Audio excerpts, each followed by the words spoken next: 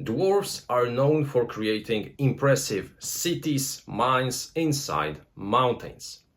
They often extract very precious material from those mines. But they are not the only ones who like gold. Dragons, who also love gold, very often try to steal it from the dwarves.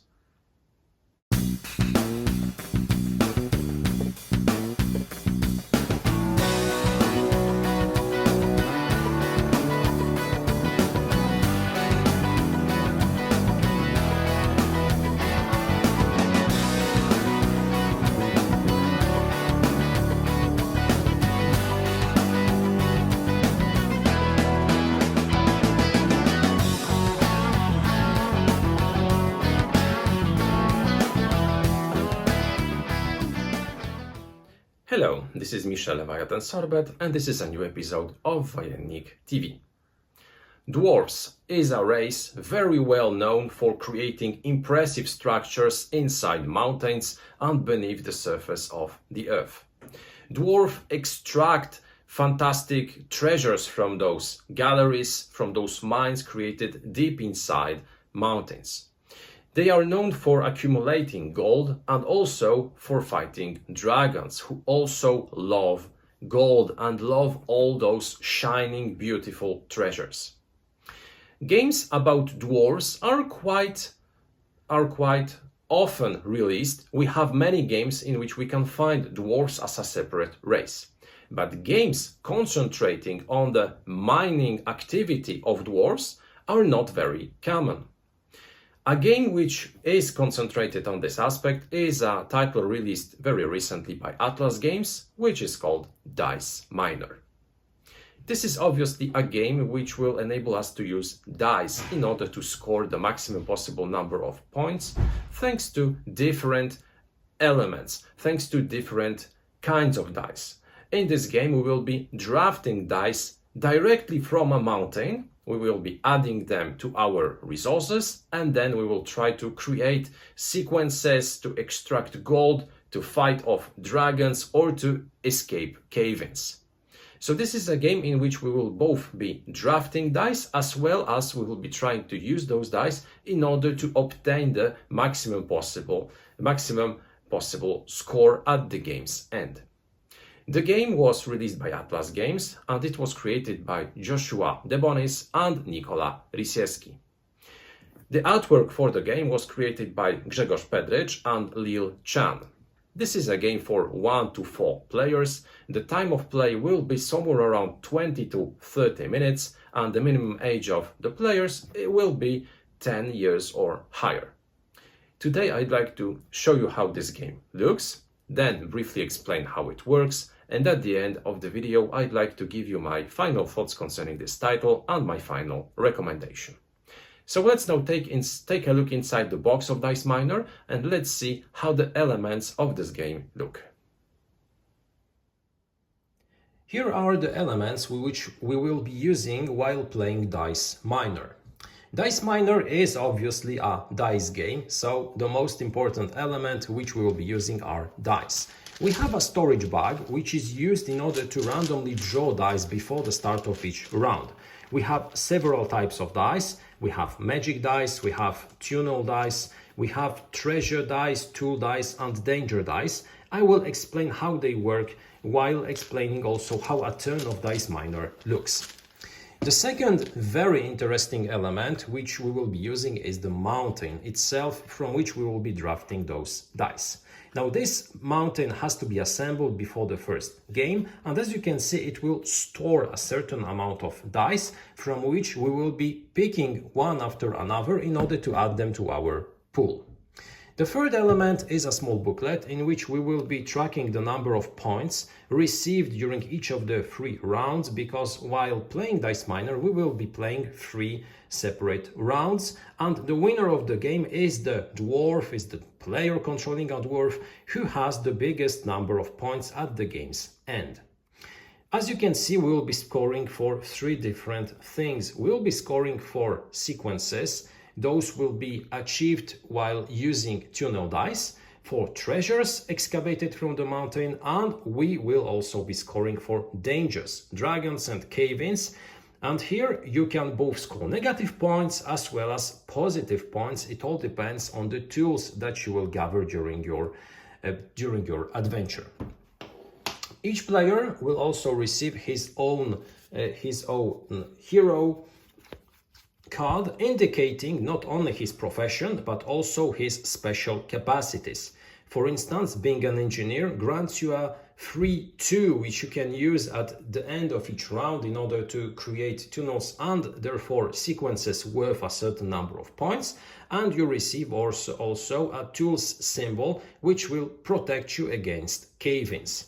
The prospector also protects you against cave-ins, but it grants you 1 free treasure symbol. The surveyor grants you a free 1 and also a reroll, because this is the magic symbol which allows you to reroll a die. Here we have the treasurer, we have the dragon slayer and the alchemist. Before the start of the game, we randomly choose the starting player, and starting from the last player, each player can fully choose his own profession. So the first player will actually choose his profession last, and he will play with a character which was left by his opponents. How a game of Dice Miner looks? Well, I already said that we will be playing 3 different rounds, and at the end of each round we will be scoring points. At the end of the second round, we will not only score the points from the second round, we will also add the points obtained during the first round, and obviously at the game's end we will also add the total coming from rounds 1 and 2. Now, before the game starts, when all players choose their hero, we have to create the mountain. We have to replenish it, we have to put some dice in it. So we randomly draw a certain number of dice from the bag and we put them inside the mountain, filling the mountain. So each time, each play, the type of dice, their result and their position in the mountain will be different. When the mountain is filled, we can start playing. Now what is important is that the game, that a turn around, is being played in 4 phases. The first phase is the excavation phase, during which, as you might expect, we will be excavating, we will be drawing dice from the mountain. Now we have 2 kinds of positions of dice or even 3 kinds of positions of dice inside the mountain. We have the top dice, which are always on top of a stack. We have the side dice, which are uncovered from at least one side, but they do have a dice stacked on them. And finally, we have the hidden dice, which are inaccessible from the game's start. When it is our turn, we have to draw 1 dice, and we can choose only from the dice being on the top. So when I draft a die, I add it to my pool, but also I uncover a new die, making it accessible for another player. The second player can draft, for instance, the die coming from the top, therefore uncovering not only the die to the right, but also the die to the middle, which also becomes a top die, which can be freely drafted. So each player will draft dice during his or her turn up until the mountain is empty. Now, how those different dice work and what do the symbols mean? So firstly, we have the white dice, on which we can find results from 1 to 5 and a beer symbol. The beer symbol is present on all kinds of dice, and the white ones are not an exception. So the symbols on those dice, the number of dots indicates the numbers in a sequence which you need in order to score points. After a round ends, we score points for each sequence created by each player. So for instance, if I end a round with white dice having 1 and 2 dots, I will score 3 points, because I will score 1 point for every dot on my white dice. But if I did draft a 4, this 4 will not be part of a sequence because the 3 is lacking. This die will score no points. If I had a 3, I would score 6 points. So the maximum possible number of points for one sequence is 15, although a player can score for multiple sequences. For instance, he can score 1 point for a small sequence consisting of 1 dice and then 6 points for another sequence. Obviously, a die cannot be used in 2 sequences. It can be used only in 1, so you cannot use it in multiple sequences. So the white dice are used in order to score points thanks to those sequences. Then we have the yellow dice. The yellow dice are the treasure dice on which we can find 1, 2 or even 3 treasures and of course the beer symbol.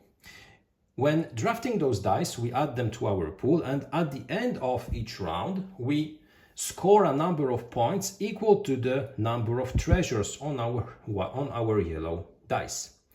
Additionally, the player who accumulated the biggest number of treasures has his score doubled. So if he, for instance, gathered 3 treasures, he will score 6 points for those treasures at the end of the round.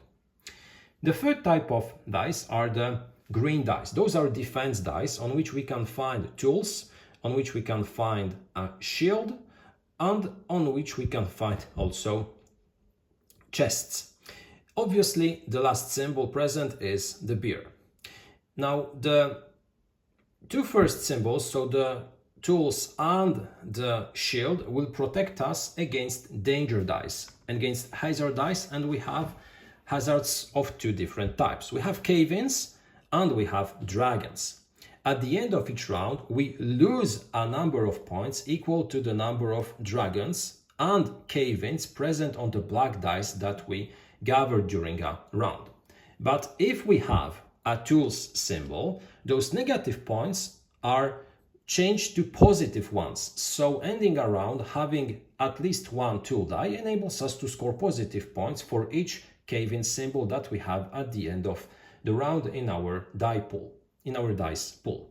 If we have a shield, it will protect us against dragons. So it is important not only to draft treasure or tunnel dice, it's important also to draft dice which will protect us against hazards. The last symbol, the chests, is used at the end of the round during the replenish phase. I will explain how it works in a few moments. The fourth type of die is the hazards die, which I already explained. Finally, we have also the magic die, which has a certain number of magic symbols, enabling you to make rerolls during the magic phase. So each player will draft dice into his pool, and when the mountain is empty, we pass to the next phase. But one very important thing happens during the excavation phase. I mentioned the beer symbol, which is present on multiple dice. When it is your turn to draft a die from the mountain, you can use one of your beer dice. You can roll the die, give it to an opponent, giving it in the way that you rolled it, so with the symbol obtained. If this was, for instance, a black beer, you can roll 2 dragons and give them to an opponent. By doing so, not only you give a die to an opponent, you also have the opportunity to draft 2 dice from the mountain. Additionally, when drafting dice thanks to a beer, you can choose both from the top as well as from the side of a mountain, which enables you to access 2 dice which were hidden up until this moment, and you can add them immediately to your pool. So this is a very powerful action. When the mountain is empty, we pass to the magic phase, during which each player can spend his magic dice in order to re-roll a certain number of dice. So for instance, here we can re-roll 3 dice. If we have 2 magic symbols, we can re-roll 2 dice. We re-roll those dice in order, for instance, to create sequences, because if I, for instance, have dice from 2 to 4, but I lack a 1, so in fact my sequence will score 0 points because it is not a sequence starting by 1. I can re-roll my white dice remaining in order to search for a 1. or I can maybe, if I have, for instance, an additional 4, I can try to reroll the 4 in order to obtain a 5. The only limitation is that you cannot reroll the black dice. Hazard dice can never be rerolled. After the magic phase, we pass to the scoring phase. And here, firstly, we score points for the sequences. So each player will receive a certain number of points for his sequences. Then for the treasures, keeping in mind that the player who has the biggest number of points for treasures doubles his score in this sector. Finally, we subtract or we add points for hazards and we create our sum. When all this is done, we pass to the last phase, which is the replenish phase. Firstly, each player who has chest symbols can keep a certain number of dice that he drafted during his previous rounds. So when I have 3 chests, I can freeze 3 dice which are part of my pool, keeping them with the same results for the next round. So for instance, if I had 2 very powerful treasures, I can freeze them, and I can, for instance, freeze also a 1 in order to create a sequence during the next round. After doing so, I have to re-roll all my over dice, creating a pool of dice which will be used during the next round. Additionally, besides preparing our own pool for the next round, we replenish also the mountain. So the mountain is empty. We again draw randomly dice from the bag and we replenish the mountain in order to create a new mountain to be drafted during the excavation phase. We play in such a way 3 complete rounds. At the end of the 3rd round, obviously we will be skipping the replenish phase because the scoring is the final scoring during the game. And this is pretty it when it comes to the rules governing the standard play of Dice Miner.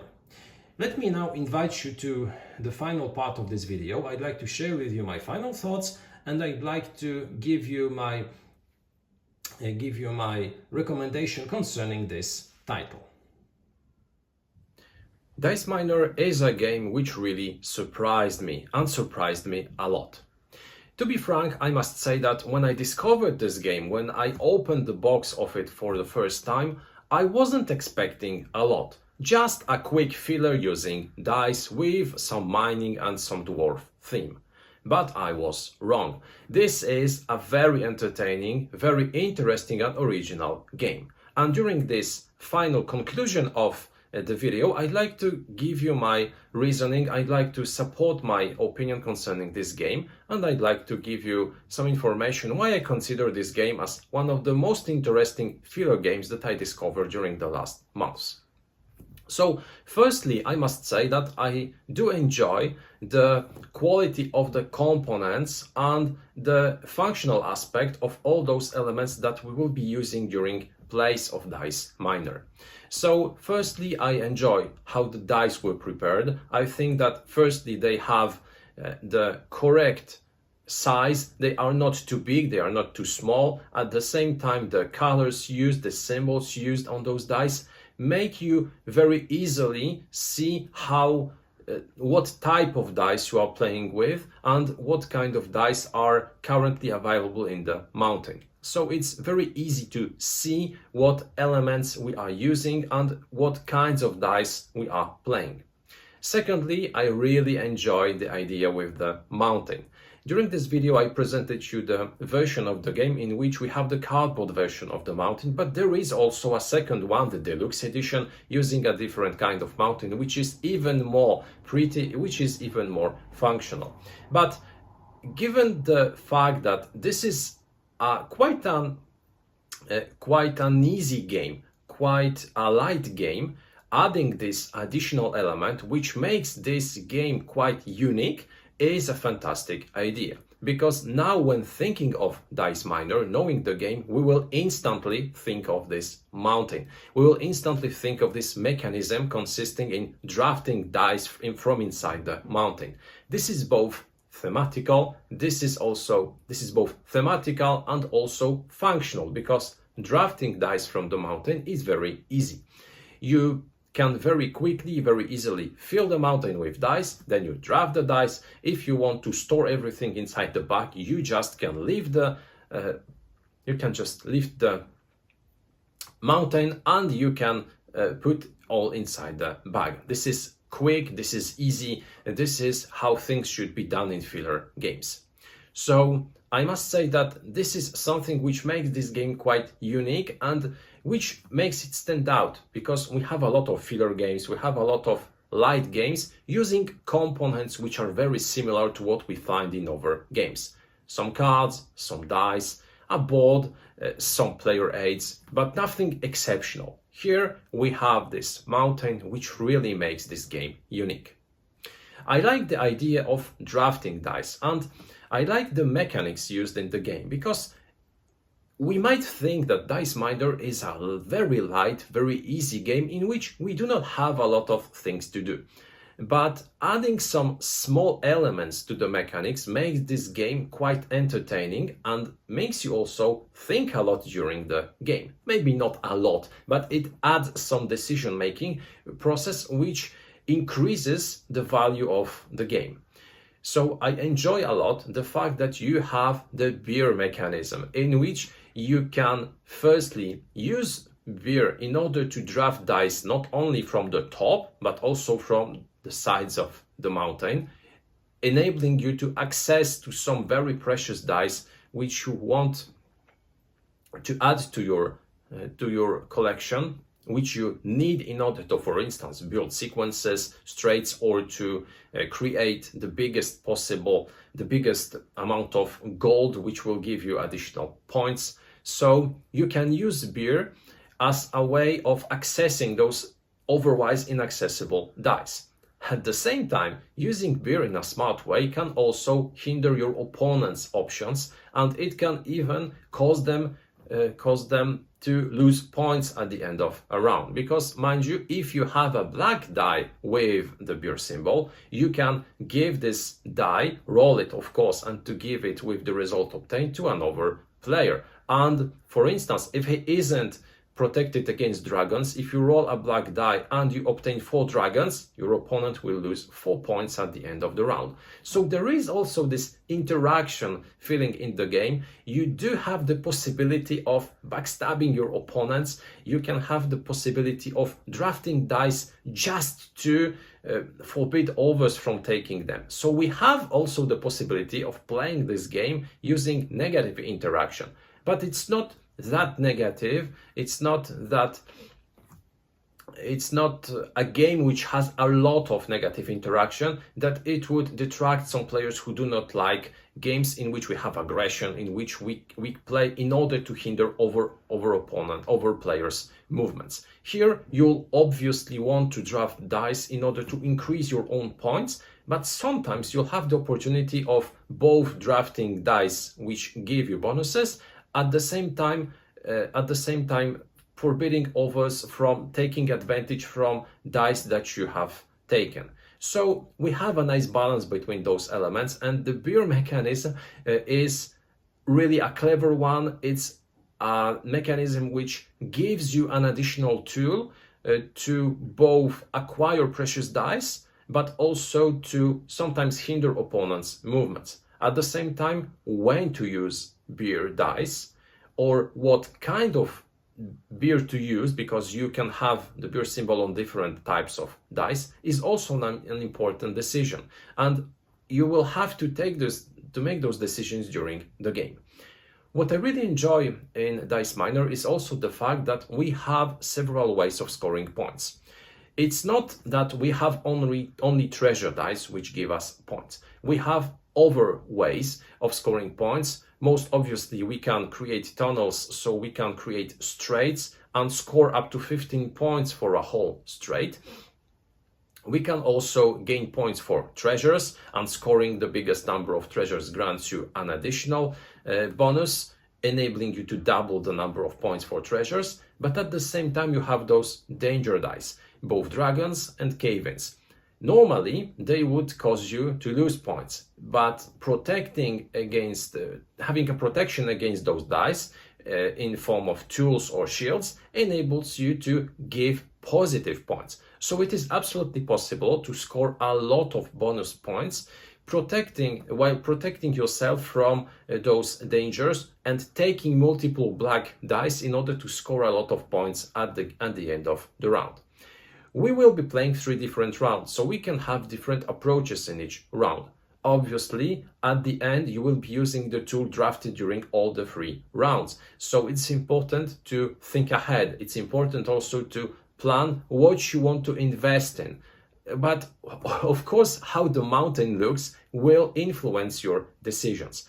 And this is again something which I really like, because this is a filler game. And we might think that it will be repetitive, but that using the same components each time will not make the game very different one from another.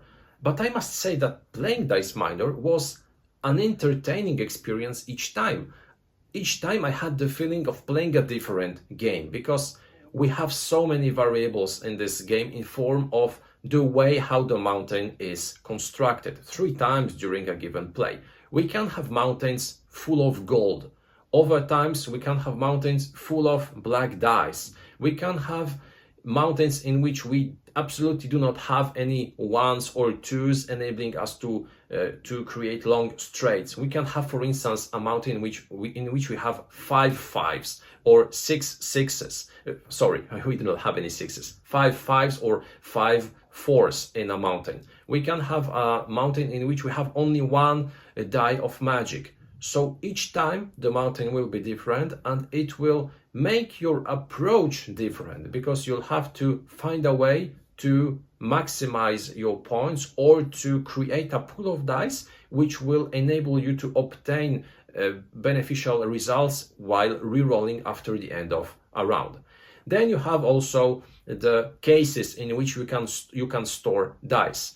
Most often you will be storing gold in them, but sometimes you will be, for instance, storing magic dice or maybe the 4 dragons if you are protected against them. So again, you have other decisions to make at the end of the round.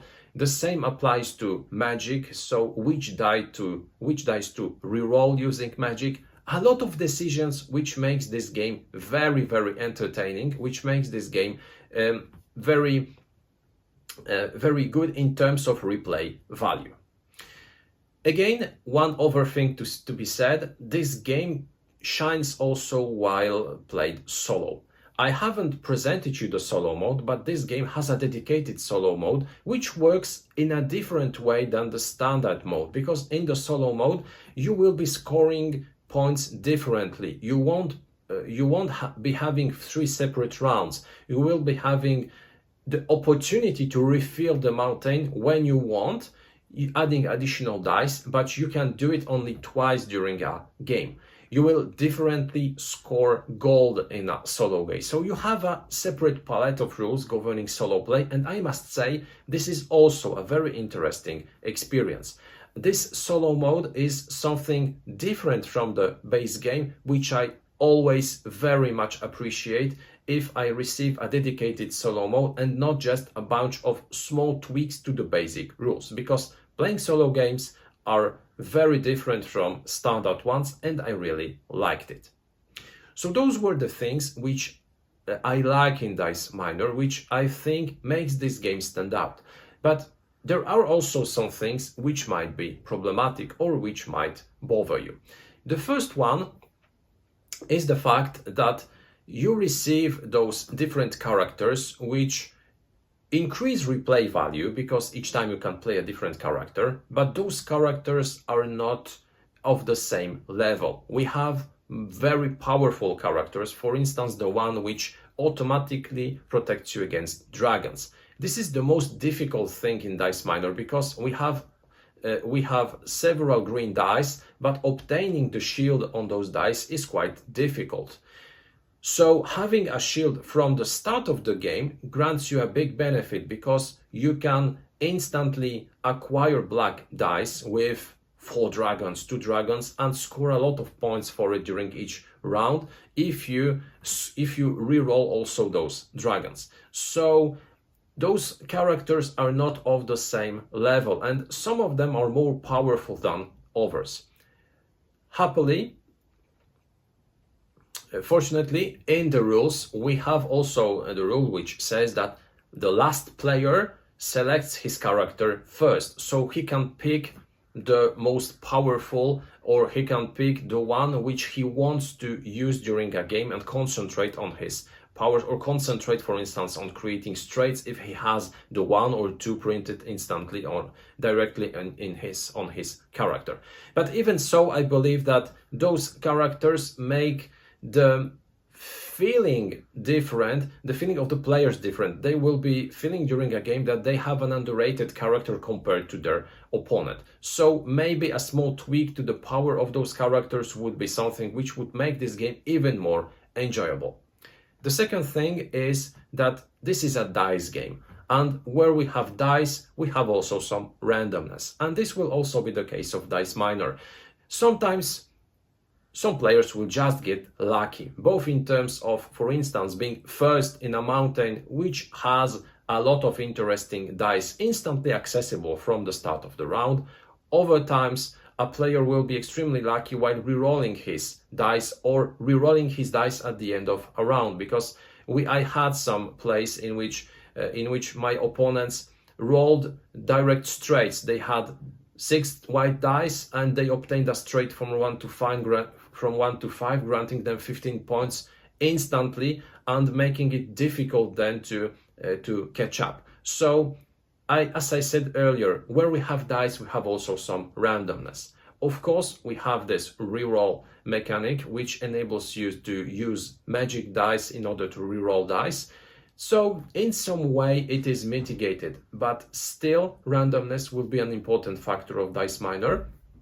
Not a factor which will make this game totally random, because you have interesting mechanics which still make you to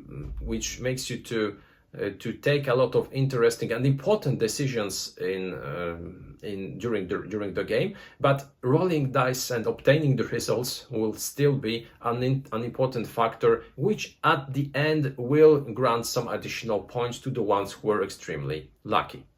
Thirdly, from the quality point of view, I said that I really enjoy the components which I received in the box, which are inside the box of Dice Miner, but I had a problem, and I still have a problem, with the standee for the mountain, because at the start of each game, when opening the box, I have to rebuild the mountain. I do not have to build all the elements, but I still have to take off the standee when I end playing and when I want to store the game inside the box. So the mountain which is assembled is too big in order to put it inside the box. I still have to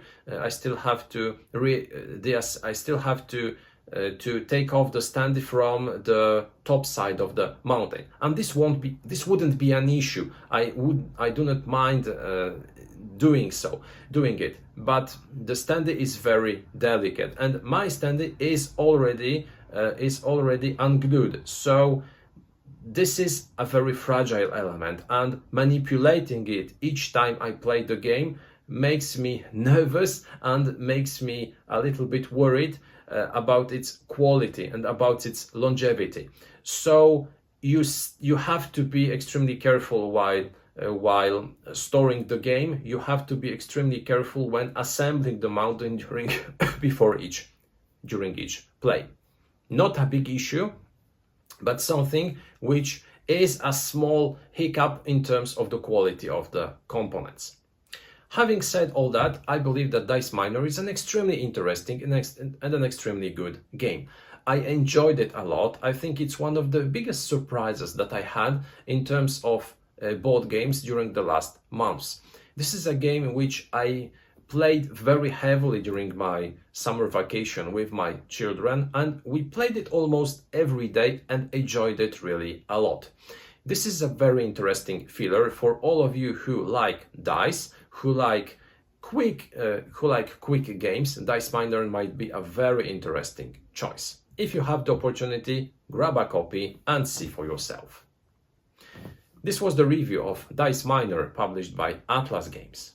Thank you a lot for watching this video. I invite you also to take a look at our other videos on our channel.